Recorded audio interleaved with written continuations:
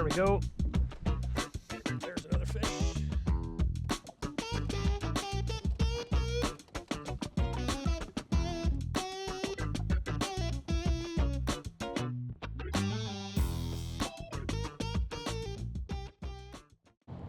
Welcome back to another tactical fly fisher video, everybody. I'm gonna keep my eyes on the road here, but we are doing a little bit different video today.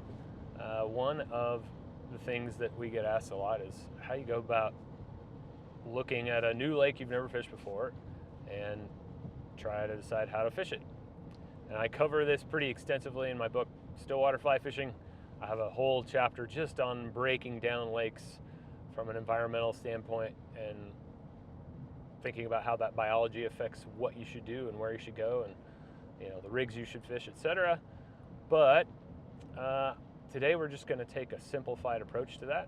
I am going to go to a new lake here with Justin that neither one of us have ever been to before.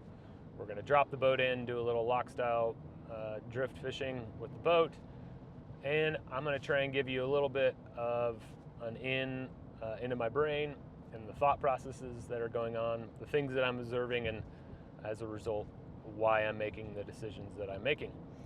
And hopefully we'll catch some fish along the way. So let's get fishing. We'll go drop the boat in and hopefully be into some fish pretty quickly.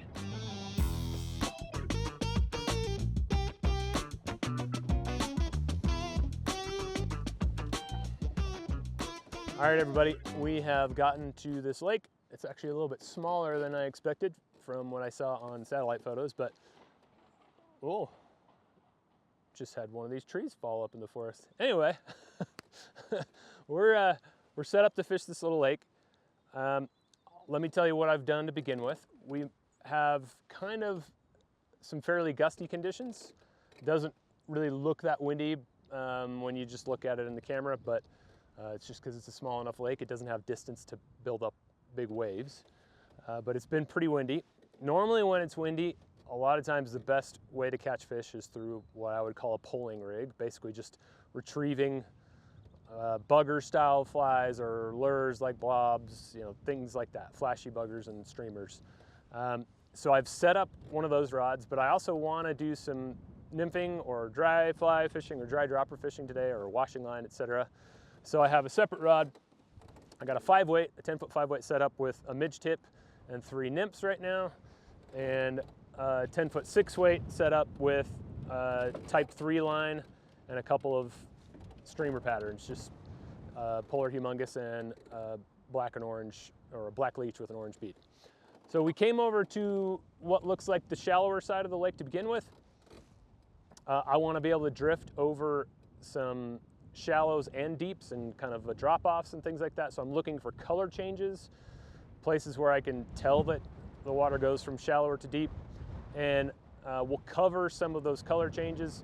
Those are often good places, especially in high lakes like this when the water temperatures are good for the fish to be hanging. But the wind completely switched on us from when we first set up over here. It's now going the opposite direction. So we're going to reset up. We'll go back up the lake and drift into this shallow water that we're sitting in right now. So let's go do that, and we'll get to fishing. Okay, so I'll let you in on a little secret. I actually already caught a fish while Justin was getting set up. But we came down to the outlet side. I wanted, like I said earlier, I wanted some areas where I could cross varying depths, because one of the first things you need to figure out when you're in a lake is what part of the lake they're in, and whether they're up shallow in littoral zones or on drop-offs between that and deeper water, or whether they're kind of out suspended in the deep water where you need to use some other techniques to get them. So I started with the nymph rig, mainly because I just wanted to kind of catch some fish this way if I could. There are quite a few swallows that are buzzing around. I haven't really seen much in the line of actual bugs on the water. We saw maybe one large mayflower caddis at a distance earlier. We haven't really seen many rises either, like maybe 1 or 2. So I haven't had a reason to put on dry flies or anything like that yet, but I've got this nymph rig with a small tungsten beaded fly, a 2.3 millimeter bead on the point, And then unweighted droppers, just kind of various little soft tackles, mostly cruncher style or crossover nymphs. And I'm just making a fairly short cast. With this rig, I don't need to bomb and cover a ton of water because the boat is doing that for me as we drift along. And a lot of times, if it's real windy, I can't make really long casts with this and maintain control over the whole retrieval if the boat is swinging back and forth in the wind, because we are drifting. So I'm making shorter casts, maybe 50 feet at the max. And I'm gonna try a mix of things. I caught that first one in pretty shallow water, just on a steady hand twist retrieve. I do have a new Garmin live scope that I've got out here that I haven't used before, but I've been watching that. I've seen some fish on it occasionally, but we're in about 9 feet of water right now. So I don't have enough weight on this rig to actually get down in that water, so to speak. So I'm gonna try working the top of the column to begin with, see if there's any fish up there. And then we will maybe try adding a little bit of weight. On this side of the lake, we went right up shallow in the outlet, and I could see a hump that's out in front of us that we were gonna drift towards before the wind switched. And then a couple of various color changes with a little bit of a bowl of depth out in front, where we first started anyway. And we'll work this little area over some varying depths and see if they're right up tight on some shallow water, or if they're over some medium depth water, or if we actually find more that are out suspended over deep.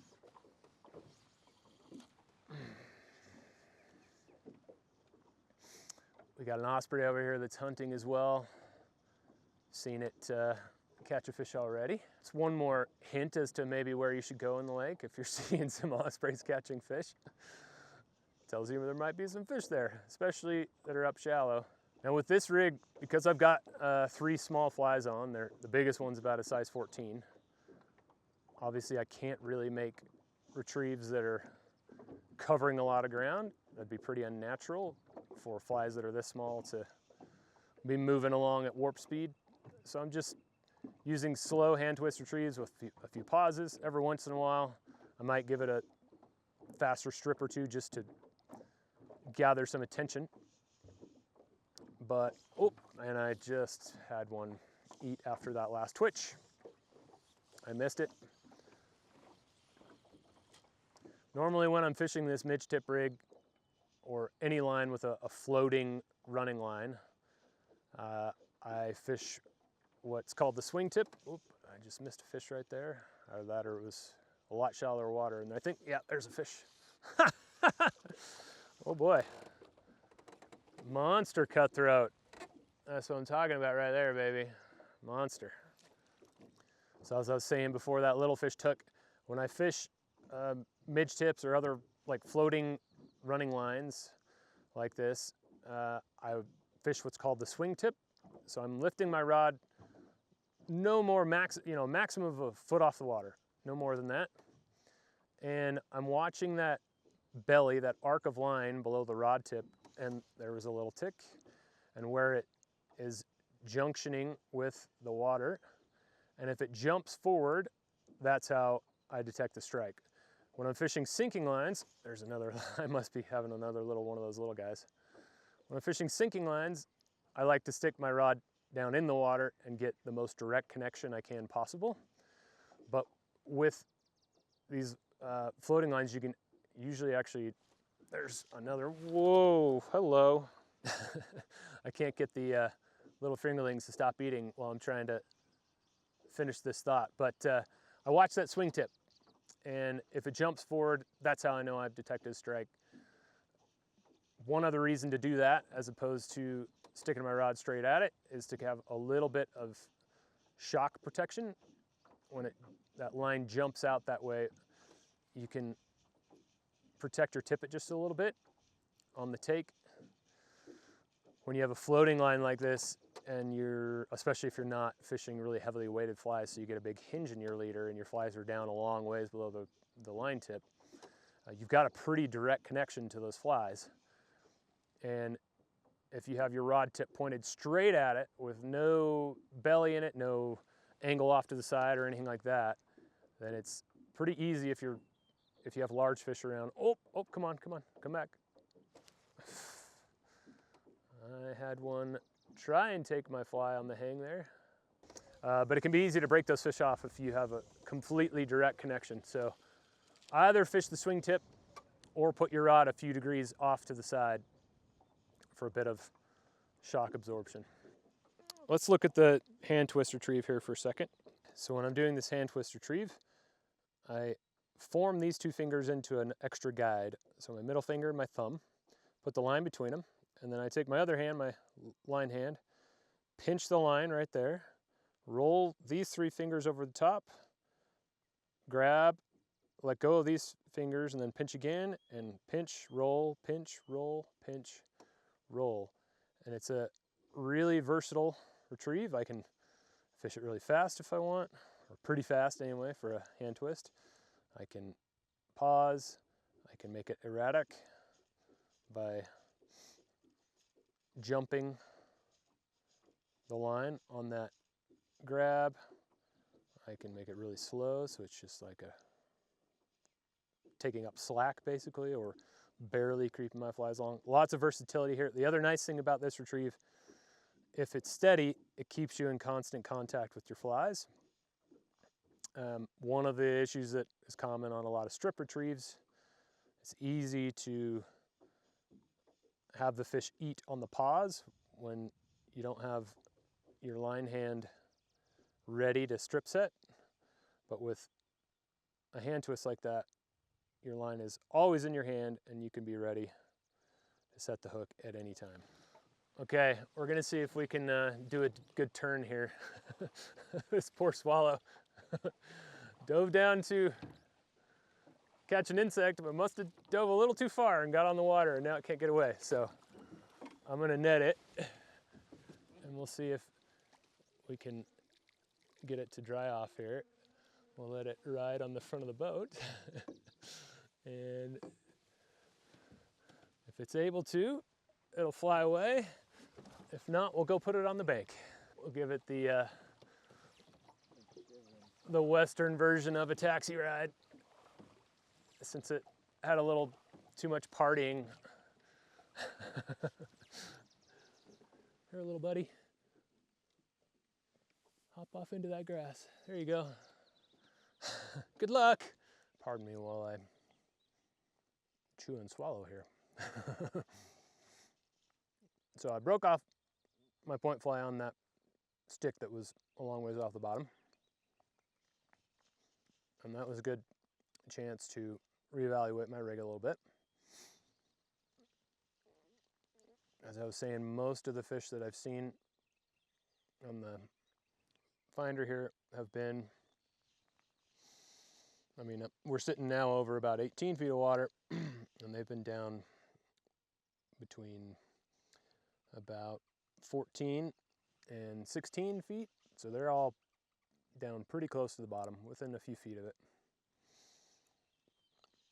My rig that I was just fishing was getting nowhere near that depth, and even fished really slow with the way the wind was, constantly kind of going back and forth. I wouldn't be able to sink that nymph rig deep enough. So I've gone ahead and switched to now to 2 tungsten beads, one on the middle dropper and one on the point. And while the wind is not blowing very fast at all, it's calmed out here, I'm going to use that opportunity to there's a fish, yep. So that worked. I was going to let the rig sink and see if I could stagger those flies through the column some more. So with those weighted flies on the point, the floating line up top, and the unweighted fly on the dropper, that let me spread those nymphs through the column. And this one actually still came up and took the top dropper.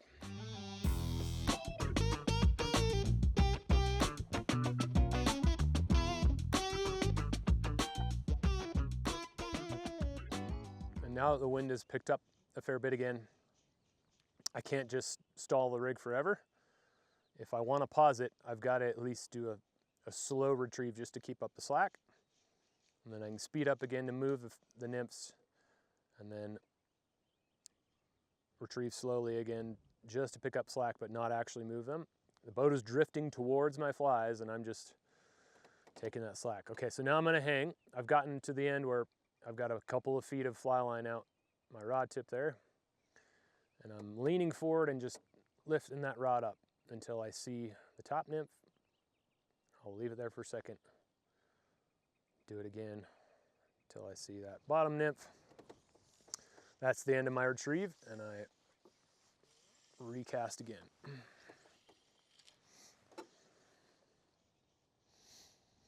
And there are quite a few fish that I'm seeing on the finder here, but once again, they are locked on the bottom pretty deep. So this approach is not going to target them. Even if I went to the heaviest possible flies I have, it would take that plus a little bit longer leader probably to get to those fish. So I'm going to stick with this rig long enough to land this fish at least. When I'm on a lake and I'm landing fish, I like to stick that rod tip underwater. It'll kind of even out some of the head shakes of fish and keep them from shaking off. And then once it's getting close enough for me to net the fish, I can lift that rod up and get it towards the surface. Another pretty little cutthroat here. And we'll try this for a little bit longer, maybe make one more drift with this nymph rig. But if it keeps gusting like this, I want to try fishing some streamers. Whenever you're out and you're wondering which type of rig to try, what sort of retrieve to make, there's obviously lots of variables that can go into that.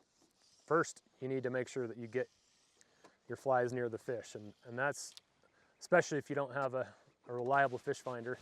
Many of them will tell you they're seeing fish, but they're really not. So if you don't have a reliable fish finder and you just have to basically guess and check a lot, and I normally like to work either from bottom to top or top to bottom depending upon what temperature it is. Right now, the water temperature is about 58 degrees. Couldn't be more prime. That's about as good as it gets from a metabolic perspective for trout. So they could literally be right at the surface and be as happy as a clam, although I'm still seeing a lot of fish down deep on the finder. There's also light that comes into that equation. If it's really bright outside, it's usually going to drive fish down. If it's dark, they're likely going to come closer to the surface. If it's really windy, they'll be more comfortable being close to the surface because they feel a little more sheltered, like they're less seen by raptors. It's like kind of being in a riffle in a river at that point.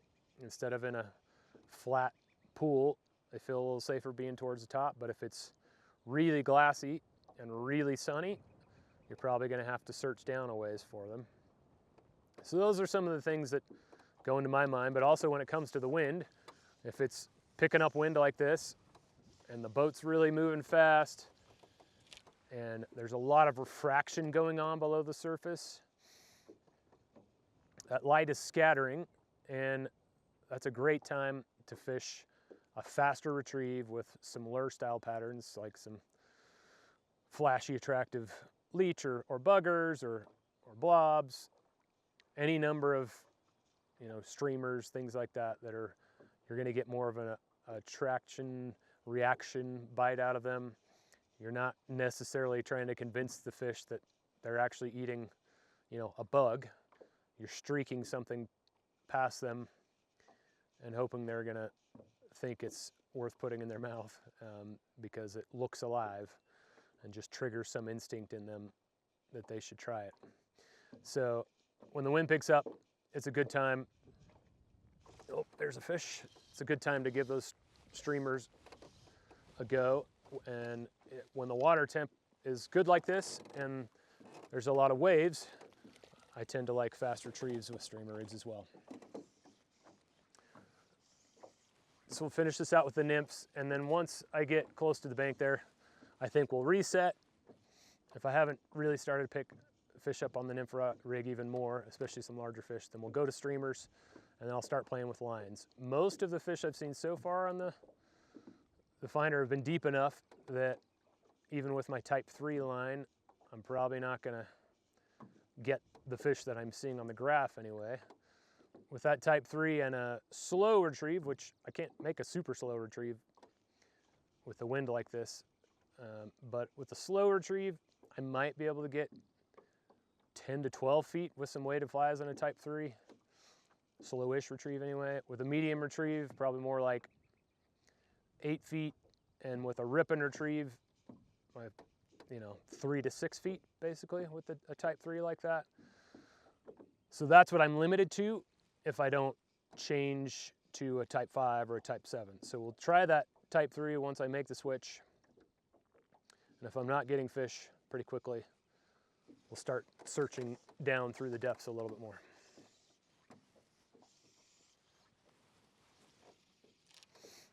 Where I just made that cast, the fish finder's showing me I'm in about 6 or 7 feet of water there.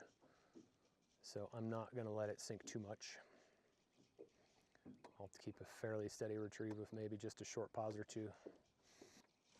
There's a fish.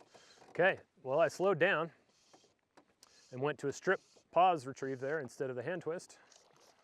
And after 2 strips and 2 pauses, there we go, there's a fish.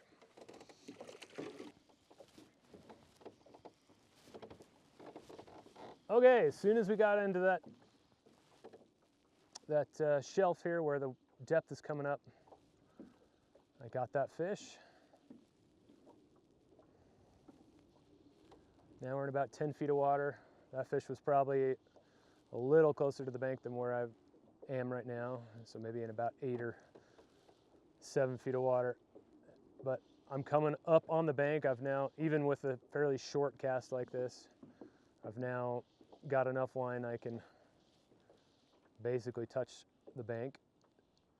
So I'll make this cast, and then and the wind is being kind and turning us diagonally a little bit to the bank here. Honestly, in a situation like this, that'd be ideal if we could get there's a fish. So I felt it tick. I missed it. So I did a quick little half strip set because I knew it wasn't there, and then paused it, and it came right back. And it looks like it took the top dropper. Now they're a little bit better cutthroat here. Oh, he swam right through my rig. Now my 3 flies have almost become 1. Really pretty cutthroat. Oh, come on.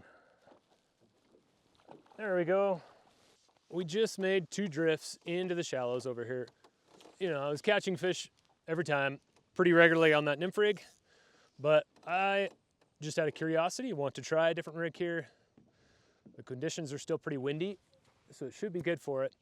But one of the things that Justin was asking me before this that he thought I should explain, and one thing that has puzzled him as he's gotten into Stillwater fishing, is how long do you stick with something? You know, a rig, a fly, line. Oop, there was a grab. Oh, I missed him. That's what happens when you're retrieving and talking and not paying attention. But how long do you stick with a specific method, the same flies, the same line, before you start making changes? And like I said previously, I'm always gonna experiment with some various retrieves. Oh, wow, just got a grab right away there. I'm gonna experiment with retrieves because that's one thing I can affect without changing anything else. But if I'm not catching fish, and I've drifted through some areas that I think I'm pretty sure have fish, then I'm probably not going to stick with a specific rig or a set of flies, a method, whether that's the line, the retrieve, the flies. I'm not going to stick with any of that for more than about 15 or 20 minutes. The one caveat would be if I knew enough about a lake to know that it's probably a low density lake, that I'm only going to catch a few fish on a day, like single digits of fish a day, something like that, then I might stick with something that I had confidence in a little bit longer. But if it's a lake where you expect a fair amount of action, if you have some knowledge about it, gleaned from maybe other people or reports or something, or if you fished it before, there's no point. I'm getting lots of grabs, not hooking them up on this rig. But there's no point in just doing the same thing over and over for more than about 15 or 20 minutes. Now, I was catching plenty of fish on that nymph rig. It was obviously working. But out of curiosity to see if it could be any better, or if I could get some bigger fish, or just to mix it up, I now have gone to the other rod that I had set up. So it's a 10-foot 6 weight. I have a type 3 line on, so it's a line that sinks 3 inches per second. And then I have, oh man, they just keep nipping at it, but won't get it in their mouth. I have 2 flies. Oh, yep. Oh, I missed it on the hang. I watched him come all the way up, and I missed it. But I've got that type 3 line. I have 2 flies. They're spaced about 6 to 7 feet apart. I could add a third if I wanted, but to keep it simple, I've got 2 right now. I have a polar humongous on the top dropper and just a black, mostly black leech with a little bit of color in the dubbing, but a black-tailed, black dubbing body with an orange bead up top. They're both tungsten beads, both have 2.8 millimeter beads, so they're gonna have some jigging action and help sink the fly. With this rig, I'm making a longer cast than I was before. Maybe 70 feet, maybe a smidge more, so fairly long cast. I can do a lot of things. I can start retrieving right away. If I'm out over slightly deeper water, I can try some countdowns, 5 seconds, 10 seconds, 15, whatever, all the way to 20 or 25 or 30 to let the flies sink before I start my retrieve. If you're doing a countdown like that and you're in a drifting boat like this, you've got to hand twist the slack in just enough that as your flies fall on the, oh, there's a good hard grab. So as your flies fall, you can hopefully detect strikes. Boy, that is not a large fish for how hard that grab was. And, oh, we've been watching the osprey around here hunting. I have a feeling this fish had a narrow, close call with this osprey. Okay, that fish took the polar humongous on the top dropper, and I missed one on the hang on that fly already. It's a good fly to fish fast, especially in windy weather like this, where it kind of streaks by and flashes that bright gold or silver body, almost like a spinner past the fish, but in fly form. And I'm making some fairly erratic retrieves here. Ugh, just missed one again. So strip, strip, strip, pause, pause, little strip, strip hard again, pause. And we'll try some different things. I'll try some roly-poly retrieves. I'll try a scissor strip. I'll try some just slightly, oh, there's one on the hang that just bumped it and I missed him. I can see him following that humongous up.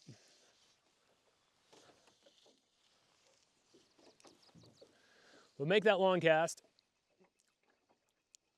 Because the retrieve is so much faster with this one, if you can cover some more ground with a longer cast, it's usually better. It's not like the nymph rig where you're letting those flies almost sit in space and waiting for the fish to come to them a little bit more. Here you're covering ground and hoping to get a reaction bite like that.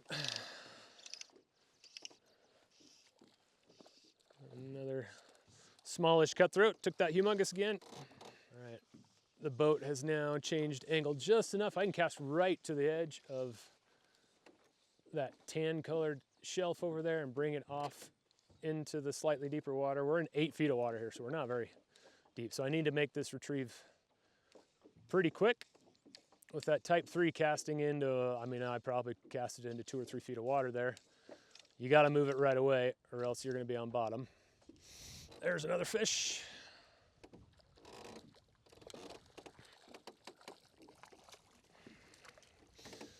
Still on that same humongous. So far, they seem to like that a lot. But pay attention to where you're casting, especially if you are drifting along a shoreline and if it's got some wood or something like that. If you're casting into those shallows, you clearly don't want to let your rig sink for long. You need to retrieve right away. If you're casting out into the darker, there's another fish I just missed. If you're casting out into darker colored water where you know it's a bit deeper, you can try those countdowns. And that's one of those things you can experiment with along with your retrieve and your flies and your line. Well, each line and fly pairing and along with the retrieve is going to be able to fish different depths. I just got nipped by one of those tiny guys. If you fish like I was mentioning earlier, with this line and these flies that are both weighted, if I fish a slow retrieve, I could probably get down to 10 or 12 feet. With a medium speed retrieve, missed one there. With a medium speed retrieve, probably more like 8 feet. And then with a really fast retrieve, somewhere in that 3 to 6 feet of water for those flies. So if you, come on, you just followed that point fly up to the surface. That was a little bigger fish. But if you learn where your various lines cover, depending upon the amount of time you've let them sink, the speed of your retrieve, also the weights of flies that you've got, then you can know how you need to retrieve them as you come upon some, he ate in between on the pause. You can know how you need to retrieve them to cover different depths, basically, is what it boils down to. Let's try a roly-poly. So with this retrieve, I'm just sticking the rod under my armpit, and there's a fish right away. I don't know that I've fully locked up into him yet, so I'm just gonna keep retrieving because it's not a very big fish.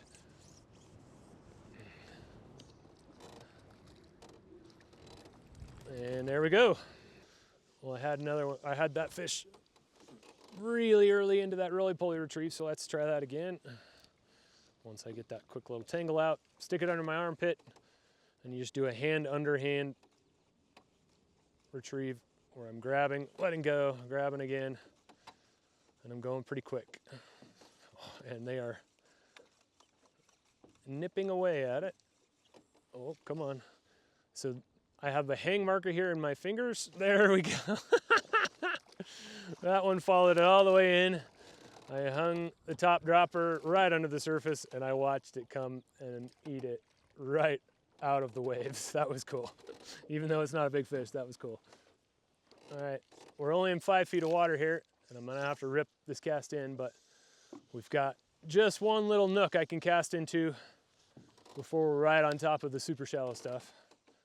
So I'm just gonna fire it out. Oh, the fish just flipped over the surface on my fly, and there it is. Oh. If you are roly-polying like this, usually the best way to go is just to keep retrieving until the fish locks up. But you can, I can't believe I missed that fish that many times. You can just kind of grab your rod and hit the rod up like that to set the hook if it's out of the rhythm of the roly-poly, but normally it's best just to keep retrieving like that. There's a lot of fish in the shallows, and I just lost it. These little guys, when you pin them at 70 feet out of the end of your cast, it's hard to keep them on. We'll try one more here. Turns out there might have been more shallow fish in these super shallows than I thought, given our early lack of success in this area on the nymph rig. Now if we can just get a few of these to get up into that next line or age class. I have heard reported that there are some pretty decent cutthroats in here, but so far they haven't been the ones we found. There's a fish right on the hang. Nice.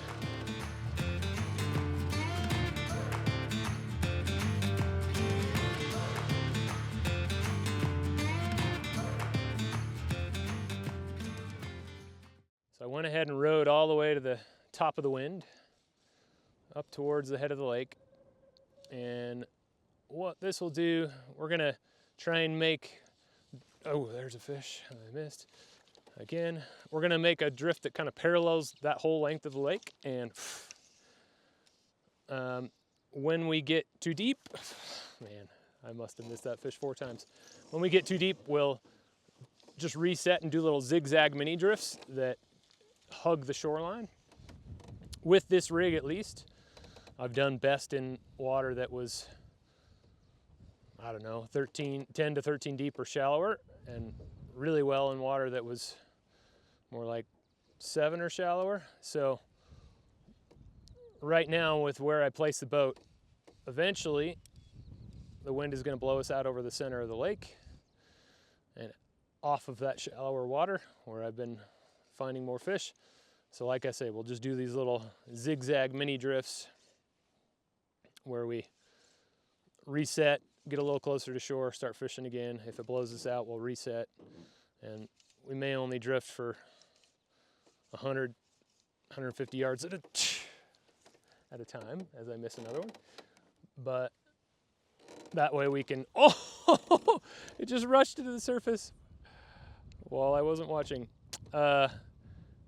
We can reset and try and stay where there have been more fish.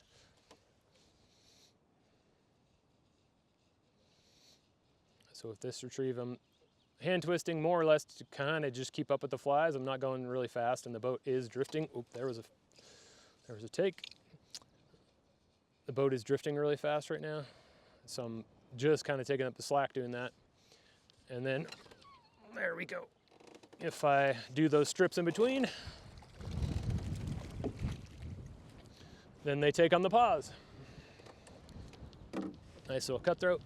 Took that humongous again. I'm sorry, Justin. I just made a bad cast at the wind caught, and I speared him right in the hand.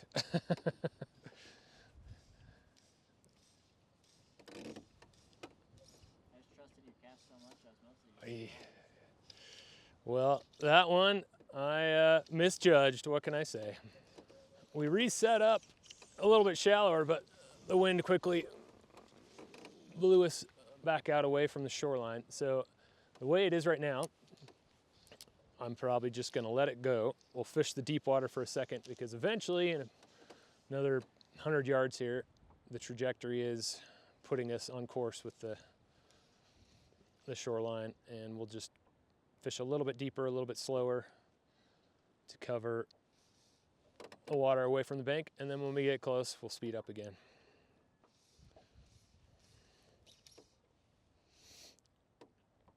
So while I'm out here, and especially while the wind is cooperating for just a second, just like that, while it was dead like that and not blowing us along that hard, I was really letting that sink.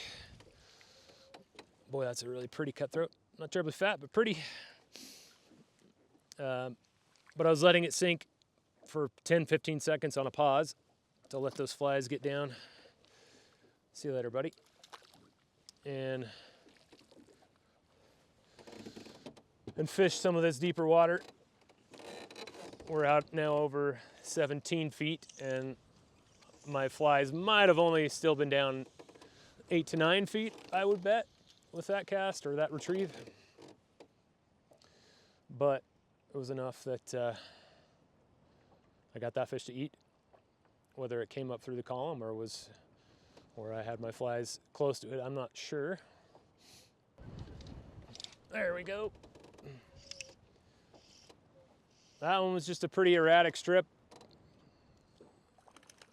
mixing up some faster strips with pause, then a slower strip, then a couple more faster strips.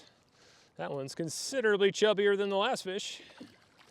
Let me demonstrate that scissor strip, since Justin said I didn't do a very good job of explaining it earlier. So I strip and I move that rod arm forward, then I pinch with my fingers on the line as I bring the rod back to me, and then strip and let it through those fingers again as I strip with my left hand, pinch, bring it back, and then I'm spreading my arms just like the blades of a scissor, and both of those arms are retrieving the line for me.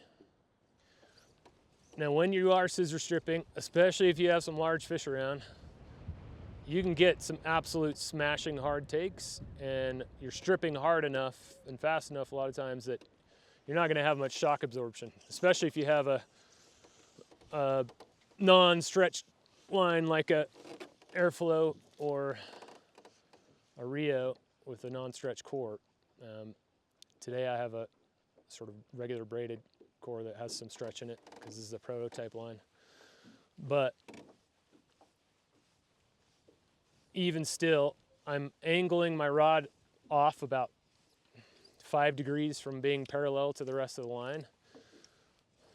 And all that does is just allow the rod, when I do have a take, to absorb some of that shock so I don't break off the fish, hopefully.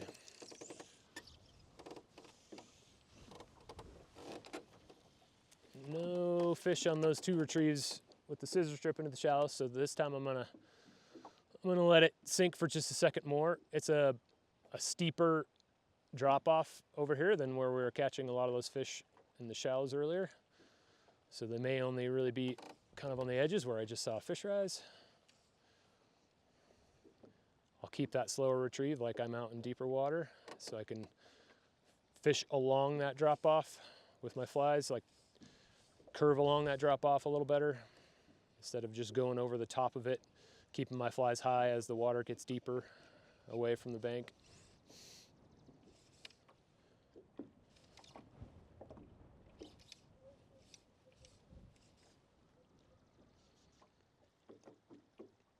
Oh, I missed one on the hang there. I was gonna say, come on, nobody, huh? And then I had one eat right there towards the end. Last cast before we're gonna have to reset. Right at the very makeshift boat ramp.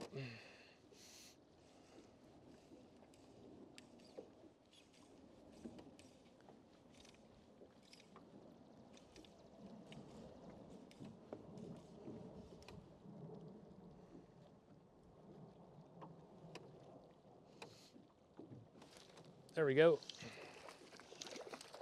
Kind of an extended hang. All right, I took just a second to change lines again. I wanted to see what would happen if I went with a little faster line so I didn't have to wait quite as long to get down when we're on some of these deeper edges. So I've now got a type 5 line on. And I'm in 18 feet of water, but I'm casting up into pretty shallow water, so I'm just I'm retrieving right away. I'm not really giving it a countdown. But then once there was a take. Once I come off that initial bank, I can slow down a little bit. With the type 5 and a slow retrieve, max, I could get down to 15 feet probably. With a fast retrieve, or like a medium fast retrieve, probably about 12. And with a really fast retrieve, somewhere in like the 6 to 8 foot range with a type 5. But I've been seeing quite a few fish on the graph. Still either down near the bottom while we've been out over the deep, or, somewhere between 10 and 14 feet down. So even though I was catching a lot of fish on the type 3, sometimes I like to, when I am having success, I still like to switch lines and experiment to see if my success rate changes or if I get like a different size class of fish, because I'm in a different part of the column where some larger fish are frequenting, things like that. You can continue to learn if you'll experiment with your lines and where your flies are at. So far in the first 2 casts, I've only had one little grab there, and I had been getting plenty on that type 3. That one went into real shallow water, so I'm going to go ahead and roly-poly it out of there. Okay, we may have just learned something else. There's another reason why we didn't catch the beginning of that. I just tangled. And so I was sorting out my tangle, and my line was sinking for a long time. And of course I started to strip retrieve when I got the tangle undone. And not that this is an extremely large fish, but considering the fish that we have caught today, that's a pretty nice one. So I'm gonna try a few casts where I just count down this type 5 for, I don't know, 20, 30 seconds, even knowing that I'm missing potential takes, but hopefully it'll get it down there and then I can focus on the retrieve. Justin just missed my pro tip of the day. I was releasing that fish and I flung my flies back and hooked the anchor rope with the point fly, and suddenly my cast didn't want to go anywhere. So if you would like a pro tip of the day, don't hook your flies in your anchor rope because it makes casting harder.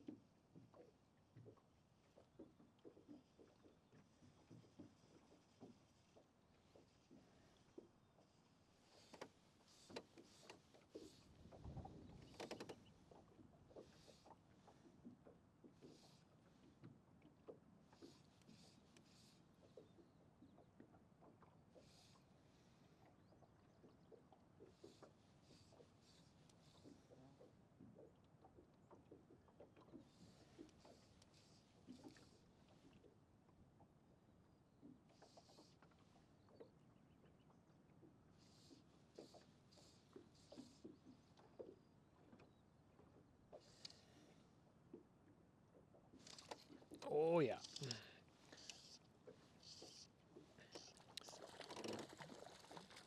That one ate on the paws. Spit the fly in the net. Perfect. See you later, fish. Thanks everybody for watching this tactical fly fisher video. Let me leave you with just a few thoughts. So when you're coming to a new lake, first take a quick look at the weather conditions, the wind, look at the insect hatches. Are there a lot of insects hatching around? Can you see many? Does it seem pretty bare? Factor those things into the rig that you pick first. If it's dead calm, or if you see a lot of insects moving around, likely go for a nymph rig on a midge tip or an intermediate, or dry flies, dry on a dropper, things like that. Pick imitative and slow presentation style first when you have calm conditions or a lot of insect hatches. If you start to get a lot of wind, like we've had for a good chunk of the day, that's when, if that's the first thing you see and you're not seeing a lot of insects around, I would probably lean for the streamer or the poling rod first. Go with those flashy lure style streamers or blobs, things like that, and that's when you start working through sinking lines. Try going from shallow to deep first, or from deep to shallow. Spend 15, 20 minutes with each line with a range of retrieves. And then if you're not doing very well, or you think you could be doing better, change your line, or change your fly, change your retrieve. Don't keep doing the same thing with any rig for more than 15 or 20 minutes if you're not catching fish. Switch something up. And then always, of course, be aware of your locations. Start where you've got access to both shallow and to deep water to begin with. If you're lock style fishing like I'm doing today, or we're drifting in a boat with the wind, set it up in a way that you can go from either shallow into deep water or deep into shallower water. Cover that range of depth and see if there's a magic area on a drop off, or only up shallow or only out deep where you catch fish. Keep track of those things, and as you're doing it, you can put those little pieces of the puzzle together. Lakes are so much more of a three-dimensional puzzle than a river often is. And so the more of those puzzle pieces you can fit together, the better the picture you can get of that lake to try and up your catch rate and put a few more fish in the boat. So if you like those tips, please give us a thumbs up on the video here on YouTube and subscribe to our Tactical Fly Fisher channel. Come on over to tacticalflyfisher.com, where we've got all the gear that I fished today, all the lines, the rods, all of that, to get you started in stillwater fishing if you're new, or to expand your stillwater set. We've also got stillwater flies and plenty of fly tying materials to tie your own stillwater bugs as well. And if you have any other questions about stillwater fishing, things you want to know, things that still puzzle you, first, turn to my book, Stillwater Fly Fishing, where I take a really similar approach to my lake or my river book. I build on the years of competition fishing that I've done and boil that down into a book that teaches anybody how to fish lakes. And then beyond that, if you have specific questions, let me know in the comments below, and I will try and put a list together and we can cover them in a future Stillwater video.